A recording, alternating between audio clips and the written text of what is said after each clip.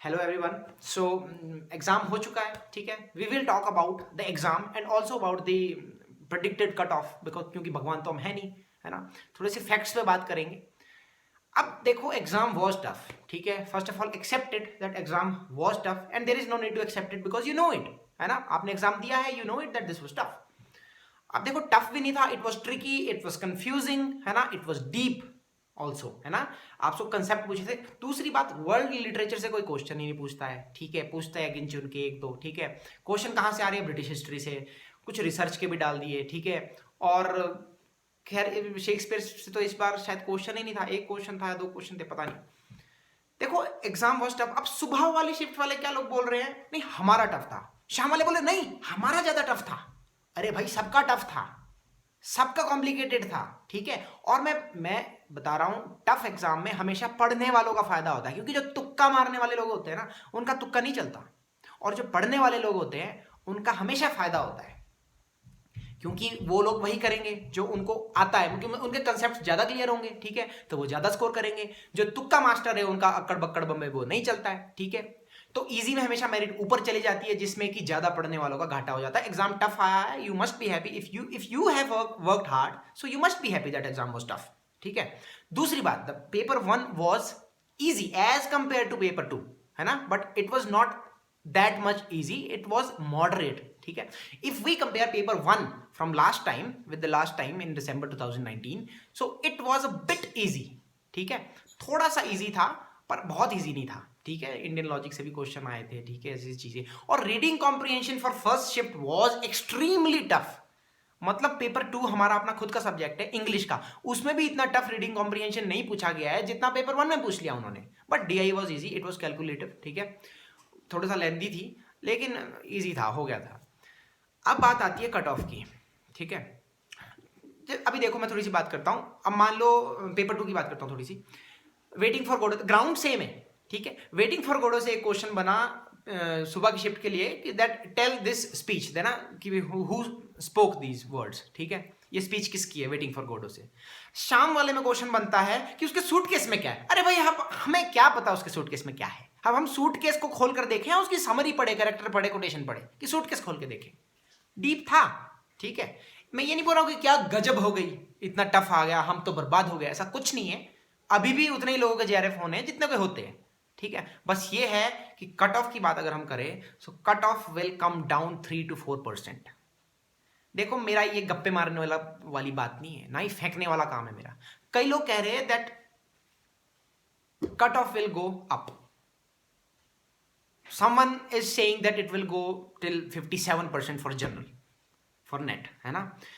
अब वो लोग ये भी कह रहे हैं कि हमारी हर बार सही होती है, बिल्कुल पॉइंट का फर्क होता है ना।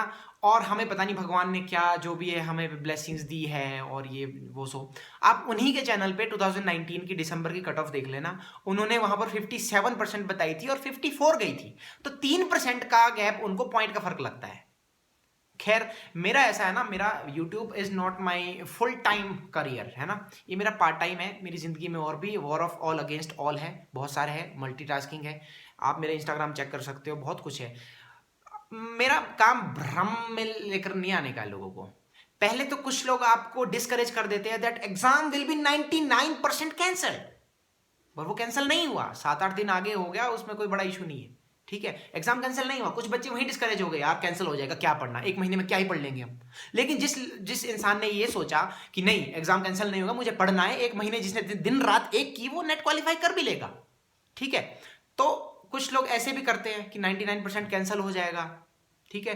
नहीं हुआ, होना भी नहीं चाहिए था, ठीक है, क्योंकि हमारे अत्ती आई हुई थी। मतलब हम everybody is preparing for this test since long, है ना। So everybody wanted that exam must happen and it happened and we are happy, है ना। स्ट्रेस थोड़ा सा रिलीज हुआ कि नहीं हुआ ना।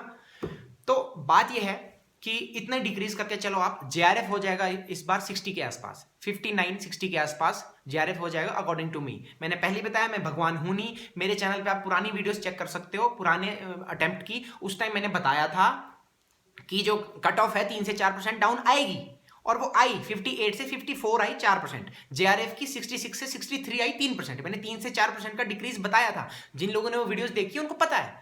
और आपने चेक करना है तो कर लो, उससे पिछली बार की भी चेक कर लेना। उस टाइम मैंने बताया था कि बैलेंस हो जाएगा, 52 पे आ जाएगी कट ऑफ, और आई। ठीक है, मैं फिर से कह रहा हूं मैं भगवान नहीं हूं।